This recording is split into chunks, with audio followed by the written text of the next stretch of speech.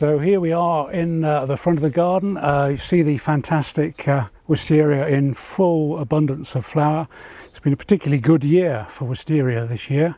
This one has been in for probably about 20 years now, and what we try and do is to train it so as you have maybe one or two really good long lengths, so as then the pendular sort of effect of the Wisteria can flow down to the ground.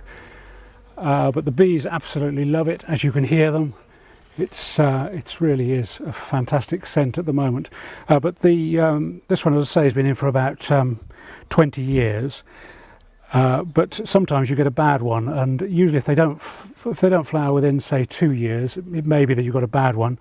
Or quite often people actually prune them incorrectly, and they quite often cut off these flower buds. About a couple of weeks ago, the buds looked more like this, where they were quite plump, and then suddenly, miraculously, those buds open up into these fantastic flowers, and then once the flowers go over, the leaves will then take over. But what we put this here really because we didn't like this, particularly the brown brickwork, and I'm sure you will possibly agree with me that it doesn't look that exciting, but this is a nice backdrop. And as I say, once the flowers go over, the leaves, as you see here, are starting now to come through, and they'll take over from the flowers, and then that will cover up most of this wall. Quite often Wisteria will put on perhaps 12 or maybe even 20 feet of runners, which you probably don't necessarily want.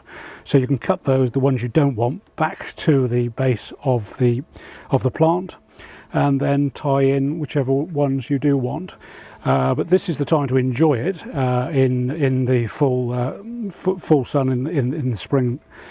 But the hard work is done. Christmas week is quite a good time, apparently, according to gardeners in big country houses. Whether they just say that to me to try and shut me up, but they suggest if you're doing nothing better on Christmas week to prune the Wisterias then. But I quite often do it quite often into January and February, even if the weather's quite mild, and we'll show pruning in the winter because it's very difficult to, now it's in full flower, to see what's going on. But enjoy, and if it doesn't flower, it either means after 2 years you've got a dodgy plant, or you're perhaps cutting off all the flowering buds by mistake, and that is a very common error.